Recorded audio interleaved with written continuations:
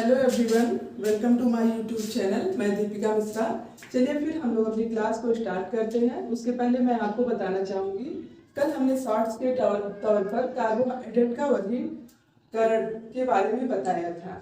आज उसके बारे में हम फिर से एक बार डिटेल बता देते हैं आप लोगों को। उसका एक ट्रिक है जिसको हम आसानी से याद या तैयार कर सकते हैं। ओके, तो सबसे पहले कार्बोहाइड्रेट का वर्गीकरण, इसको हमने आपको बताया भी था लेकिन फिर से रिपीट कर देती हूँ। कार्बोहाइड्रेट का वर्गीकरण दो आधार पर, भौतिक आधार पर और रासायनिक आधार पर किया गया है। भौतिक आधार पर शर्करा और अशर्करा में बांटा गया है। हमारी जो शर्करा है वह जल में घुलनशील होती है, यानी वाटर सोल्यूबल या होता है।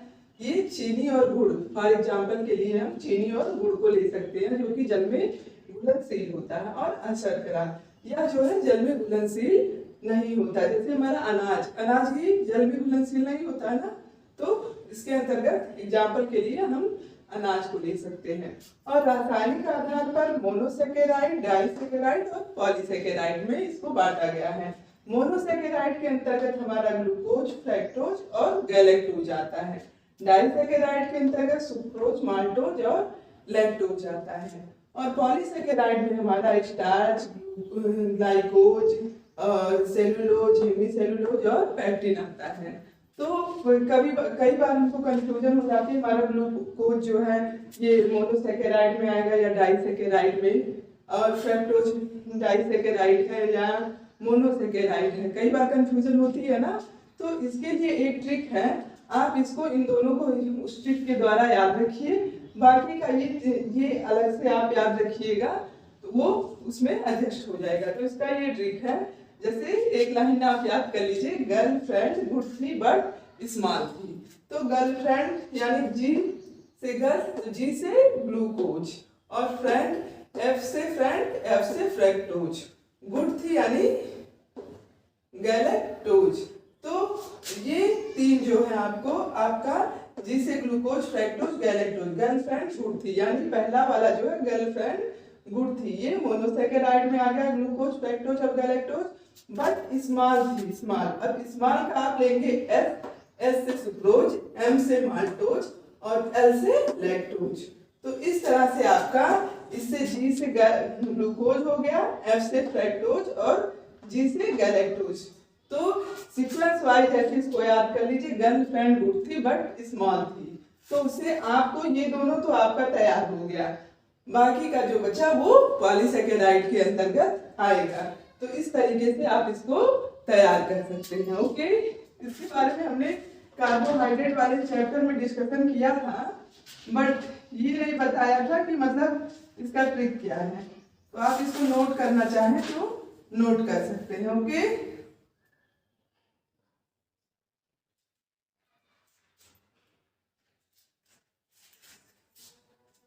मोनोसेकेराइड का रासायनिक सूत्र क्या है? C6H12 और O6।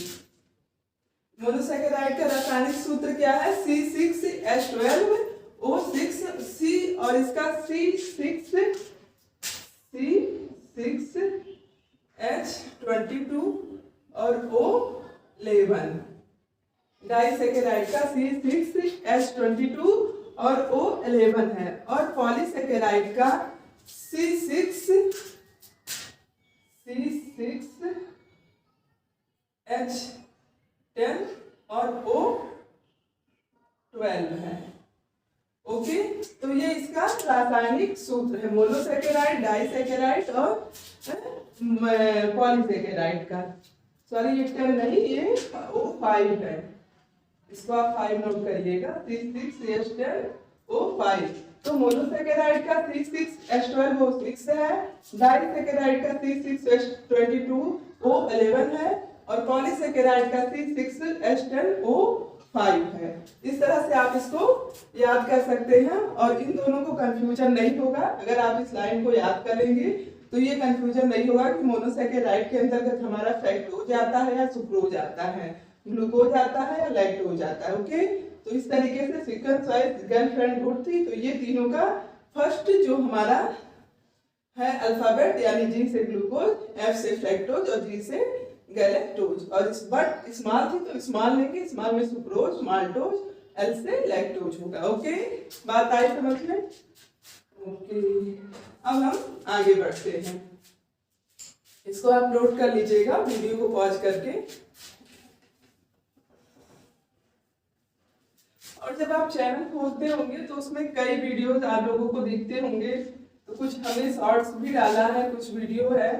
तो जो है अगर आपको होम साइंस का ही बस देखना है तो आप प्लेलिस्ट में जाकर उसमें बस होम साइंस के लेक्चर पड़े हुए हैं, आप प्लेलिस्ट में जाकर होम साइंस के लेक्चर को देख सकते हैं। मैं कुछ डेली डालती हूँ, भगवान के बारे में भी शॉर्ट्स डालती हूँ, क्योंकि मेरी ईश्वर में आस्था अधिक है, इसलिए मैं दिन की शुरुआत अपनी उसी से करती हूँ। तो उससे आप लोग कंफ्यूज मत होइएगा, आप लोग प्लेलिस्ट में जाकर उसमें बस होम साइंस टीजीटी पीजीटी का ही लेक्चर पड़ा हुआ है, उसको आप देख सकते हैं। Okay,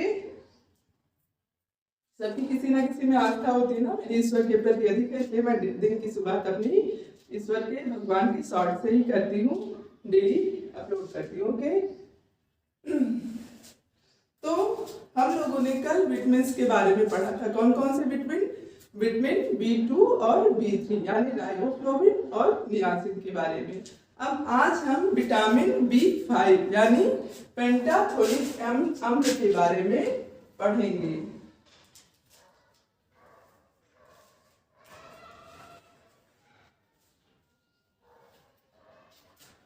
okay, vitamin B5, vitamin B5। Okay, इसको क्या कहा जाता है? पेंटाथोनिक अम्ल। पेंटाथोनिक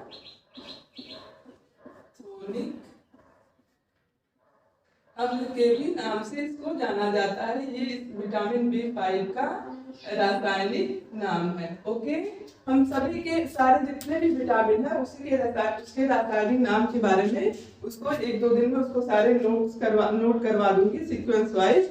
अभी पहले आपको इसको पढ़ा देती हूँ। ओके, तो विटामिन B5 को पेंटाथोनिक अम्ल कहा जाता है।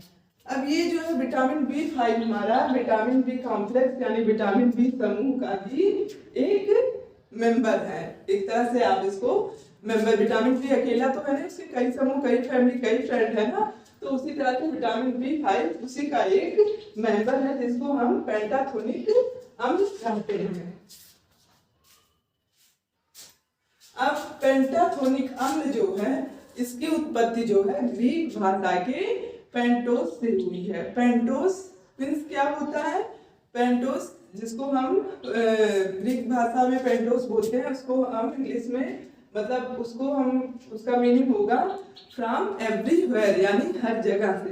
तो यानी जो है विटामिन B5 को पेंटाथोनिक अम्ल को हम हर जगह से प्राप्त कर सकते हैं। इसकी उत्पत्ति किससे हुई है? ग्रीक भाषा के पेंटोस से हुई है। पेंटाथोनिक अम्ल की उत्पत्ति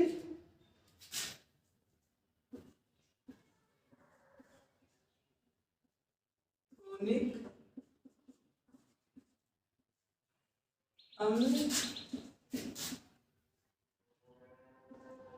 पेंटाथोनिक अम्ल जो शब्द है की उत्पत्ति ग्रीक भाषा के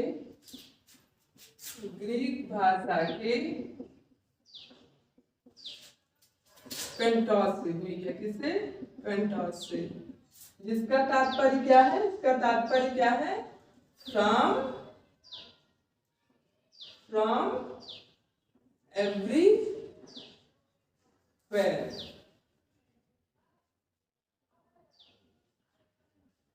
इसका मतलब क्या हुआ? फ्रॉम एवरीवेयर यानी हर जगह से। तो यानी इसका तात्पर्य हुआ, अर्थात हम यह कह सकते हैं पेंटोस जिसे हम फ्रॉम एवरीवेयर कहते हैं यानी हर जगह से। तो इसका तात्पर्य हुआ कि इसकी प्राप्ति हमको हर जगह से होती है, इसलिए यह इसकी हमारी बॉडी में सामान्यतः कमी नहीं होती। इसकी प्राप्ति हमको हर जगह से प्राप्त हो जाती है, इस कारण हर जगह से यह हमको मिलती है, इस कारण हमें हमारे बॉडी में इसकी कमी सामान्यता देखने को नहीं मिलती है। ओके, समझ में आया।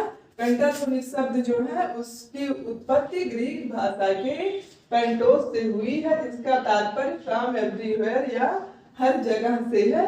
तो इसका तात्पर्य अर्थात हम कह सकते हैं जिसकी प्राप्ति हमको हर जगह से होती है, पेंटाटोनिक अम्ल है। इस कारण इसकी हमारी बॉडी में सामान्यता कमी नहीं होती है।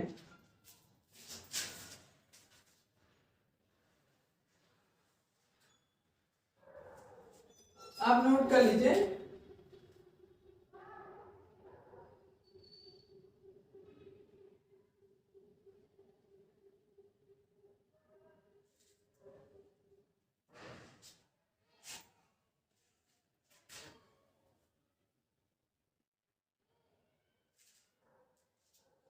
अब यह जो होता है विटामिन B5, ये हमारा हमने बताया विटामिन बी समूह का ही एक मेंबर है और यह जल में घुलनशील होता है।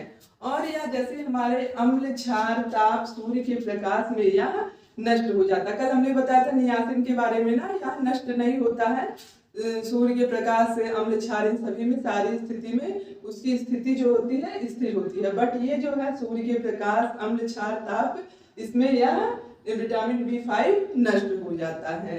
और क्या करता है यह कसैला होता है, यह स्वाद में कसैला होता है और चर्म रोग के लिए यह हितकर माना जाता है या लाभदायक माना जाता है।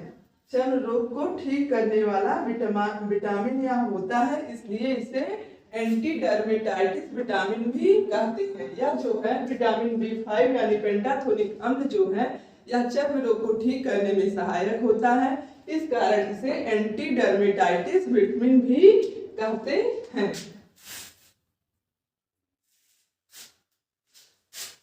क्या कहते हैं?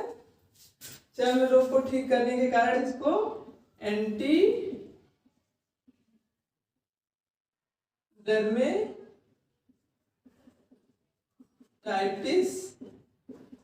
विटामिन भी कहते हैं। ओके, इसको एंटी डर्मेटाइटिस विटामिन भी कहा जाता है।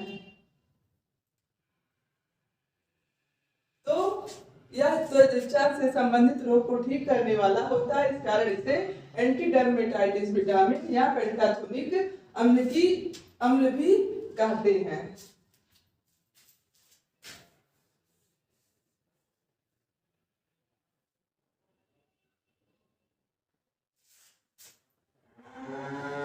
यह ठीक एंटी डर्मेटाइटिस फैक्टर यानी कुक्कुट प्रतिशोध कारक होता है। अब ये चिक क्या है? चिक एंटी डर्मेटाइटिस, चिक एंटी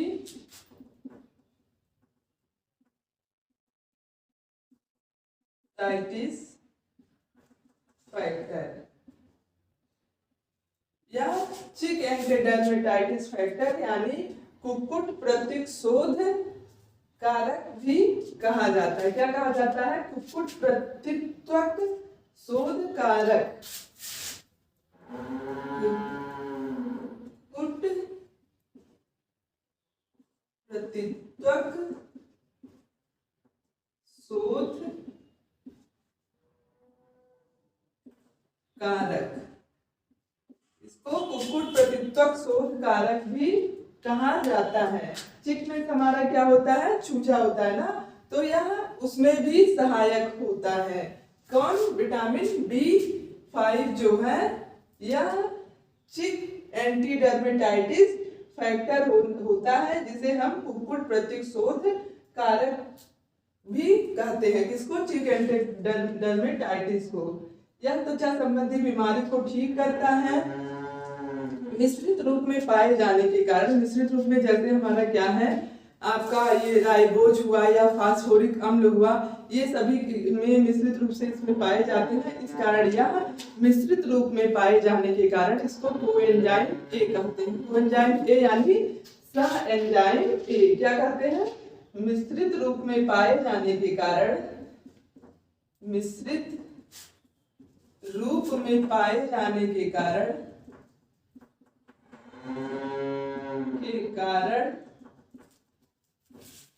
इसे सह एंजाइम या को एंजाइम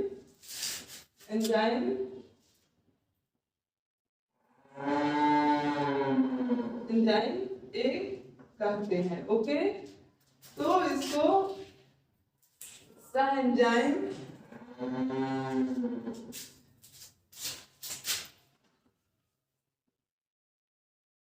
ए कहते हैं, सह एंजाइम है या को एंजाइम ए कहते हैं। क्या? मिश्रित रूप में पाए जाने के कारण, जैसे इसमें राइबोज या फास्फोरिक अम्ल ये सभी पाए जाते हैं मिश्रित रूप में, जिस कारण इसे को एंजाइम ए कहा जाता है। और यह शारीरिक वृद्धि में सहायक होता है, या हार्मोन्स या वसा के उसमें संश्लेषण में सहायक होता है। हमारे जो हार्मोन्स हमारी बॉडी में पाए जाते हैं उनमें, और वसा के संश्लेषण में यह सहायक होता है, और शारीरिक वृद्धि में त्वचा को स्वस्थ रखने का भी कार्य करता है। और यह लिनोलेनिक एसिड से आर्किडेनिक एसिड का संश्लेषण करता है। लिनोलेनिक एसिड से आर्किडेनिक एसिड का संश्लेषण करता है। ओके,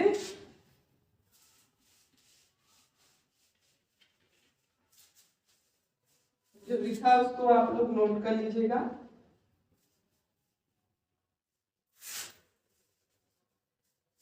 क्या बोला मैंने? यह लिनोलेनिक एसिड से आर्किडोनिक जो एसिड होता है, हमने उसमें फैट वाले चैप्टर में आपको इसके बारे में बताया था, उसके संश्लेषण में यह सहायक होता है।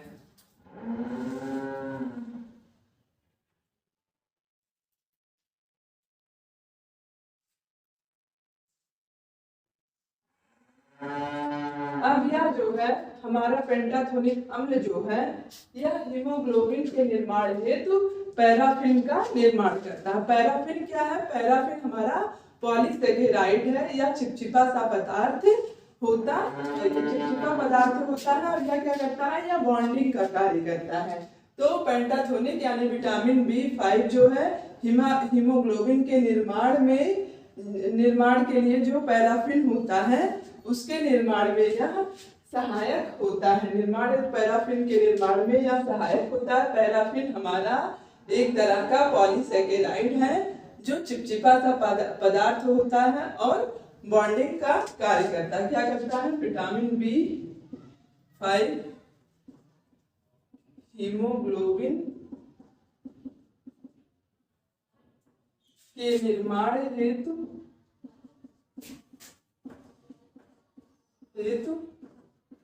पैराफिन के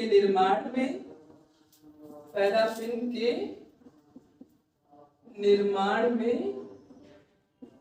सहायक होता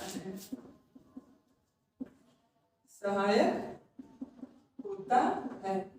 अब पैराफिन हमारा क्या है? पैराफिन पॉलीसेकेराइड है। पैराफिन पॉलीसेकेराइड है जो चिपचिपा पदार्थ होता है। चिपचिपा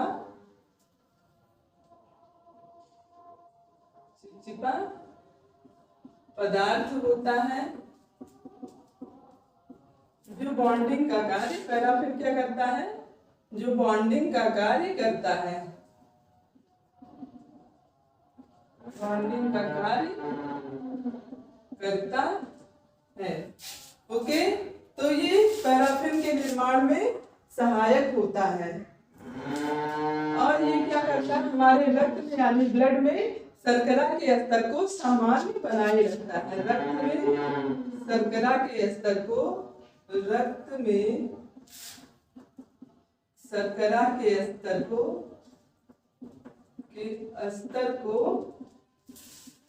सामान्य बनाए रखता है। और क्या करता है? और हमारे जितने भी मैक्रोन्यूट्रिएंट, कार्बोज, वसा, कार्बोज, फैट और प्रोटीन के चयापचय में सहायक होता है।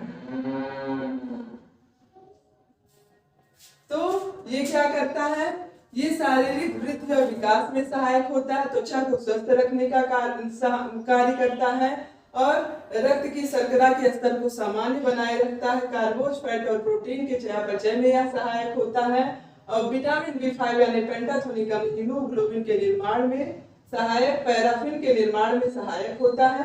पैराफिन हमारा एक पॉलीसैकेराइड है जो कि चिपचिपा पदार्थ होता है जो बॉन्डिंग का कार्य करता है। तो ये सारे हमारे विटामिन B5 के कार्य हैं।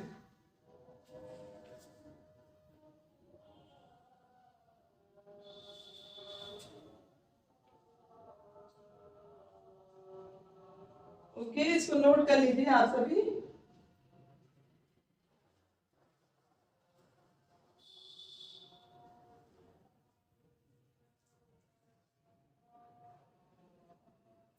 अब इसकी कमी से क्या होता है हम उसको देखेंगे। पेंटाथोनिक अम्ल की कमी से होने वाली समस्याएं। ओके, तो पेंटाथोनिक अम्ल को हम क्या क्या कहते हैं, एंटीविटामिन, एंटी डायबिटाइटिस विटामिन, विटामिन B5 और पेंटाथोनिक अम्ल।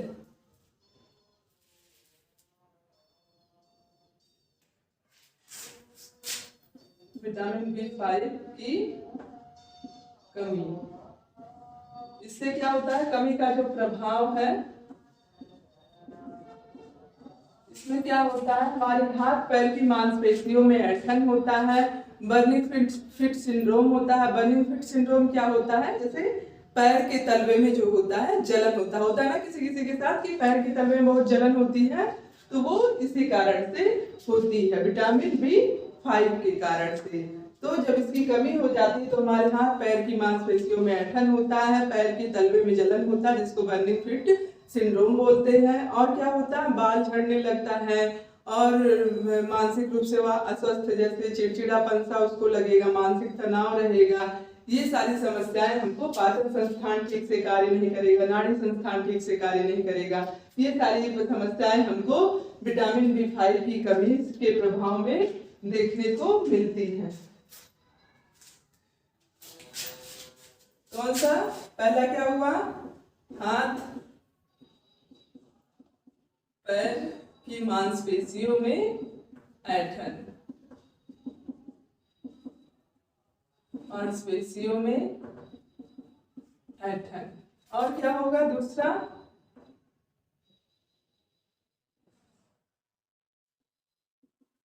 बर्निंग फिट सिंड्रोम, यानी पैर के तलवे में जलन, पैर के तलवे में जलन। और क्या होता है, नाड़ी संस्थान हमारा ठीक से कार्य नहीं करता है, यानी नाड़ी विकार और चर्म रोग, मानसिक उथल पुथल यानी मानसिक तनाव, मानसिक उथल पुथल। और क्या होता है, पाचन संस्थान भी हमारा ठीक से कार्य नहीं करता है, पाचन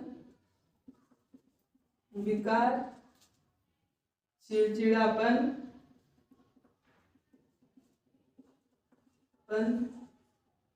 नींद न लगना और बालों का झड़ना, ये सारी समस्याएं हमको इसकी कमी से देखने को मिलती हैं।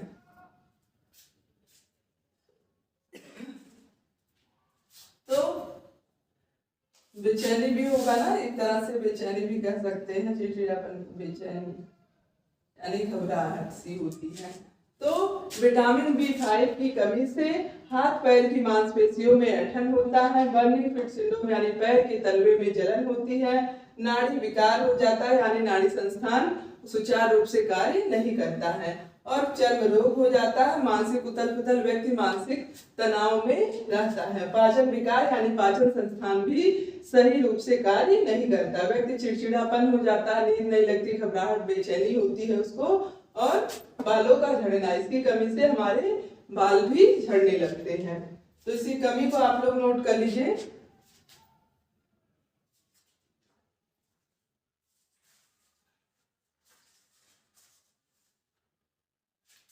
और इसका जो अवशोषण होता है वो हमारी छोटी आंत में, किसका, विटामिन बी 5 का अवशोषण, विटामिन बी 5 का अवशोषण छोटी आंत में होता है, किसमें होता है, छोटी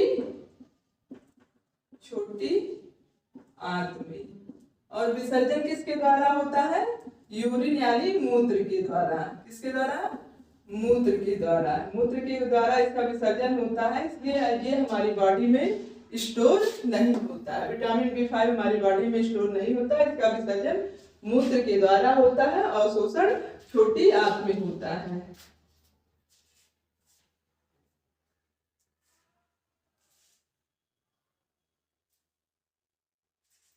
और इसकी प्राप्ति के स्रोत क्या है, विटामिन बी 5 की प्राप्ति के स्रोत,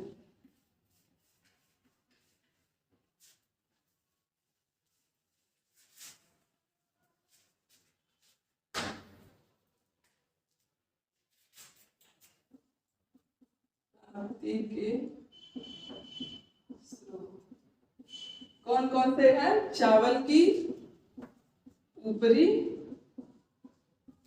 परत में, चावल की ऊपरी परत में यह पाया जाता है, और किसमें पाया जाता है, गेहूं के अंकुर में, यानी अंकुरित गेहूं में यह पाया जाता है, और गेहूं के चोकर में भी यह पाया जाता है, गेहूं के चोकर में, और किसमें पाया जाता है, यकृत में, और किसमें, यीस्ट यानी फफूंदी में, सूखा यीस्ट जो होता है उसमें पाया जाता है, यीस्ट यानी फफूंदी में पाया जाता है, और दाल में पाया जाता है, मछली में, ये सभी पाए जाते हैं। तो विटामिन बी 5 की प्राप्ति के स्रोत चावल की ऊपरी परत, और अंकुरित गेहूं में गेहूं के चोकर, यकृत, यीस्ट, और दाल और मछली में हमारा विटामिन बी 5 पाया जाता है। ओके,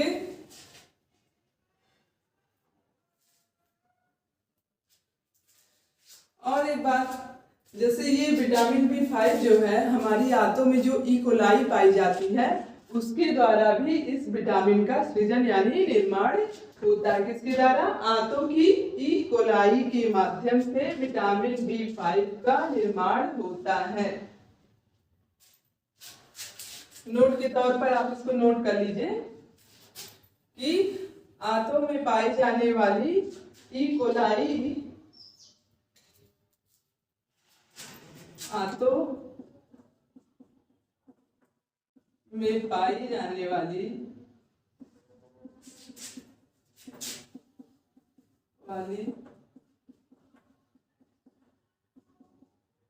इकोलाई के द्वारा भी इस विटामिन का सृजन यानी निर्माण होता है। तो पूछ सकता ना कि इकोलाई के द्वारा किस विटामिन का सृजन होता है, या विटामिन बी 5 का सृजन किसके द्वारा होता है, तो इकोलाई के द्वारा इसका सृजन होता है। आप इसको कहीं नोट कर लीजिए।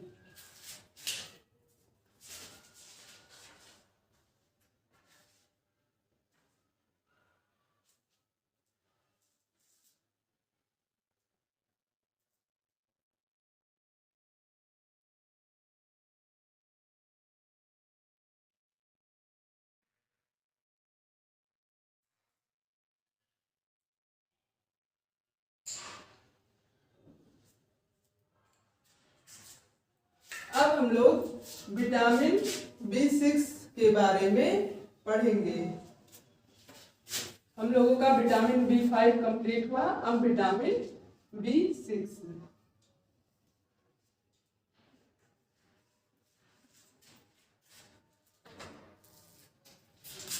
विटामिन B6, विटामिन B6 को क्या कहते हैं? पायरिडॉक्सिन। क्या कहते हैं? पायरिडॉक्सिन।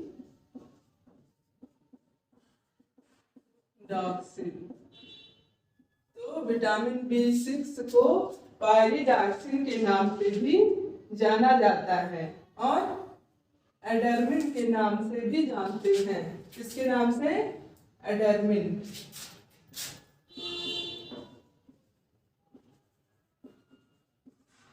ओके, तो इसको इन नामों से जाना जाता है, एडर्मिन, विटामिन B6, पैराडॉक्सिन। ओके, तो ये सारे विटामिन B6 के नाम हैं।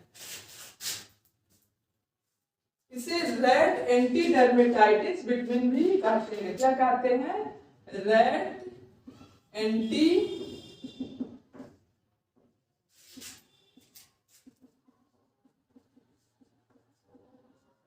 इसे रेड एंटी डर्मेटाइटिस विटामिन कहते हैं।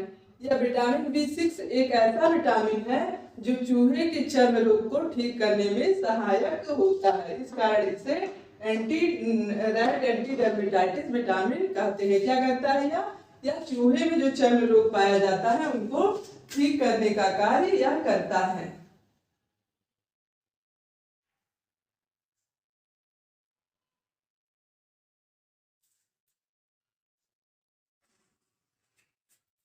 और विटामिन B6 हमारा जो है स्वतंत्र रूप से 3 रूपों में पाया जाता है। किसमें? 3 रूप में।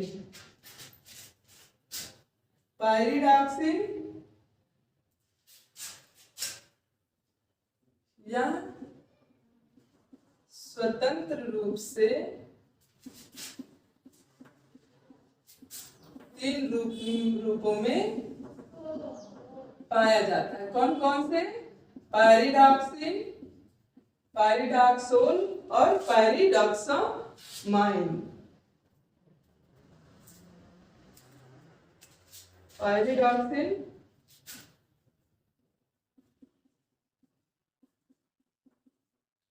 फर्स्ट पायरिडॉक्सिन, पायरिडॉक्सोल, ओके, और थर्ड पायरिडॉक्सामाइन।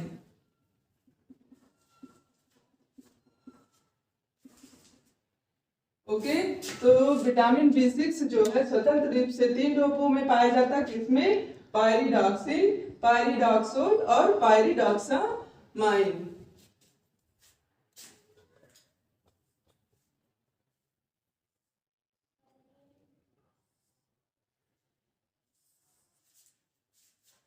ओके, इसको नोट कर लीजिए। हम इसके कार्यों के बारे में देखते हैं।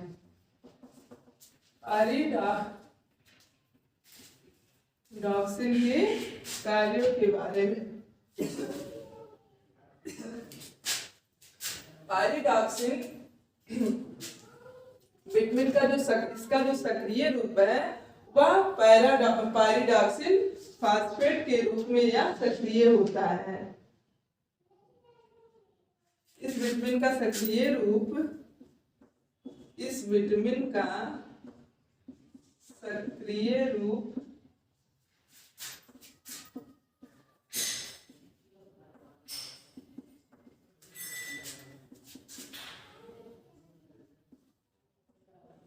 Phosphate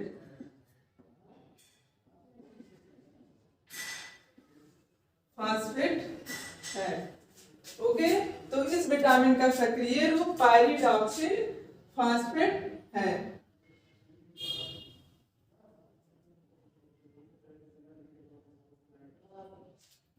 pyridoxine, पायरिडॉक्सोल।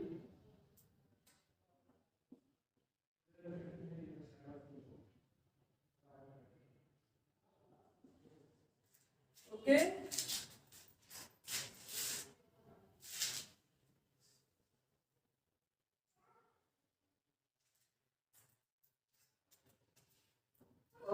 पायरिडॉक्सल।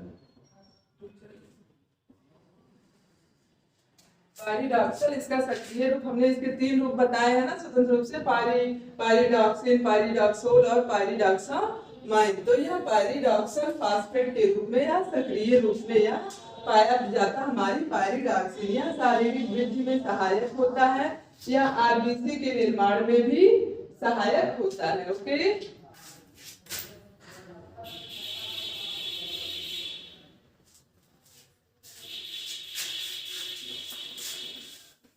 अब इसके कार्यों के बारे में हम लोग देख लें।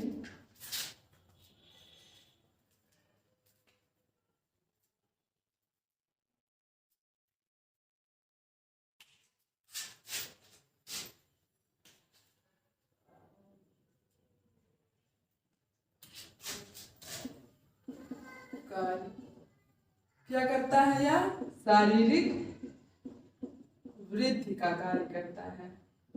और हमने कॉमन 2 चीजें बताई थी, त्वचा को स्वस्थ रखना, और क्या करता है, यह आरबीसी की प्रक्रिया पर नियंत्रण रखता है। आरबीसी के प्रक्रिया पर नियंत्रण, और क्या करता है, और एंटीबॉडी और हार्मोन के निर्माण में सहायक होता है। एंटीबॉडी और हार्मोन के निर्माण में सहायक। और क्या करता है, यह कोएंजाइम के रूप में भी कार्य करता है। एंजाइम के रूप में कार्य करता है। किसके? एंजाइम के रूप में कार्य करता है। यह स्नायु तंत्र को सामान्य अवस्था में बनाए रखता है। हमारे जो स्नायु तंत्र यानी नर्वस सिस्टम है, उनको यह सामान्य अवस्था में बनाए रखता है। अवस्था में बनाए रखना। और अमीनो अम्ल के चयापचय में भी यह सहायक होता है। किसके चयापचय में? अमीनो अम्ल के। अमीनो अम्ल के, बहुत नीचे हो जा रहा है, चयापचय में सहायक। तो यह शारीरिक वृद्धि में सहायक होता है, त्वचा को स्वस्थ रखने का कार्य, आरबीसी की प्रक्रिया पर नियंत्रण रखता है, एंटीबॉडी हार्मोन के निर्माण में सह एंजाइम के रूप में भी यह कार्य करता है।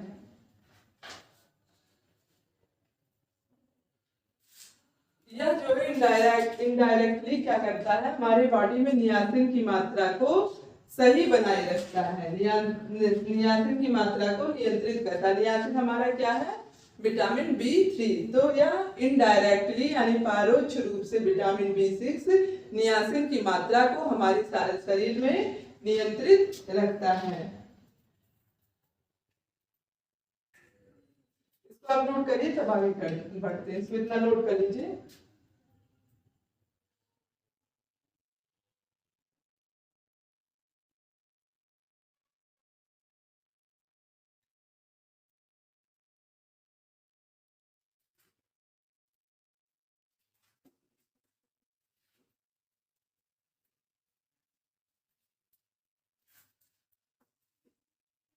यह क्या करता है? यह इनडायरेक्ट रूप से शरीर में नियासिन की मात्रा को, नियासिन की मात्रा को क्या करता है? नियंत्रित करने का कार्य करता है। नियंत्रित करता है। और क्या करता है? यह एंजाइम के निर्माण में भी यह सहायक होता है। फोलिक एसिड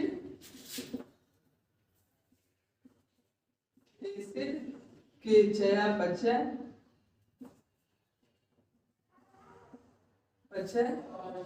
और एंजाइम के निर्माण में सहायक। और क्या करता है यह?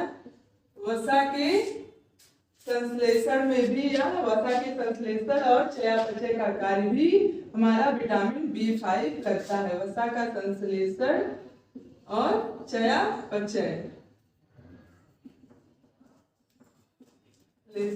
और चयापचय। और क्या करता है यह? हमारी जो एड्रिनल और विभिन्न एंजाइम और हार्मोन्स, इंसुलिन हार्मोन जो होता है, थायराइड, एड्रिनल, इंसुलिन हार्मोन के नियमन में यह सहायक होता है। किसके? एड्रिनल, इंसुलिन और थायराइड के नियमन में यह सहायक होता है। यह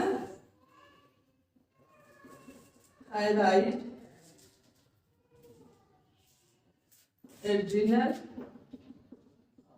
एड्रिनल और इंसुलिन और इंसुलिन हार्मोन के नियमन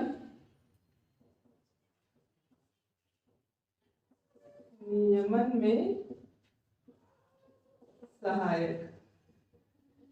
ओके, तो ये सभी हमारे विटामिन B6 के कार्य हैं।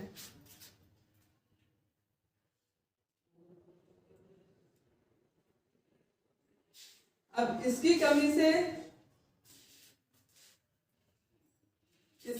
से जो है एक्रोडीनिया नामक रोग हो जाता है। एक्रोडीनिया क्या है? यह त्वचा संबंधित बीमारी है। तो इसकी कमी से एक्रोडीनिया नामक रोग हो जाता है। माइक्रोसाइट्रिक एनीमिया हो जाती है। हमने आपको बताया था ना, मेगाब्लास्टिक माइक्रोसाइट्रिक एनीमिया क्या है। तो इसकी कमी से माइक्रोसाइट्रिक एनीमिया हो जाती है। मांसपेशियां शक्तिहीन हो जाती हैं।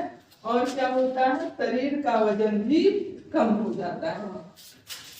शरीर का वजन इसकी कमी से कम हो जाता है। तो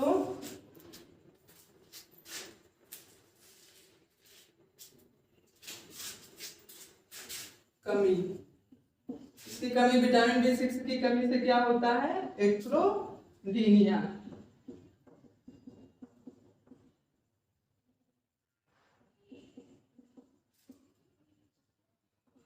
ये क्या है? त्वचा संबंधी रोग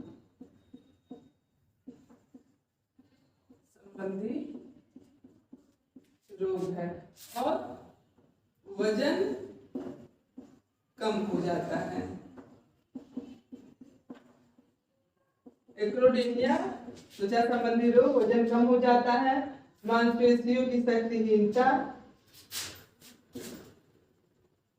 और माइक्रोसाइट्रिक एनीमिया।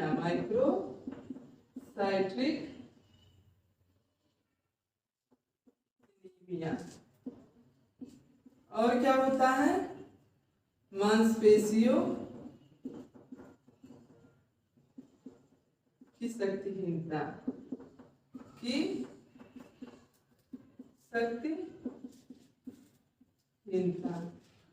तो ये सारी परेशानियां हमारी विटामिन B6 की कमी से होती है। एक्रोडीनिया यानी त्वचा से संबंधित रोग, वजन कम होना, माइक्रोसाइट्रिक एनीमिया, शरीर मांसपेशियों की शक्तिहीनता।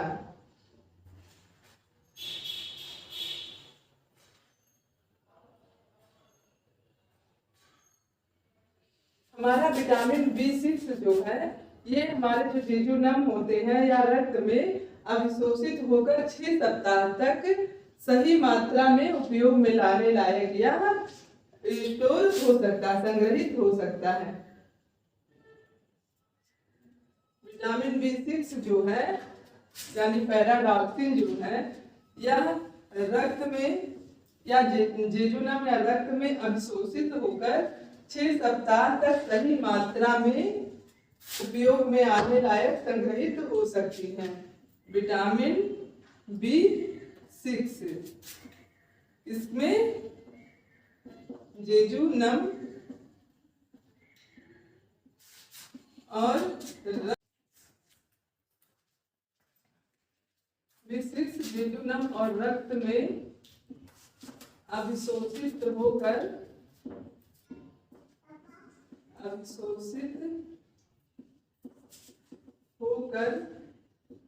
6 सप्ताह तक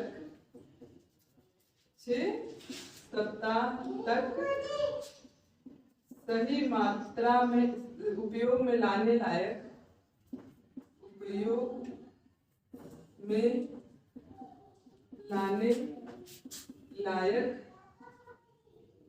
सही मात्रा में संग्रहित होता है।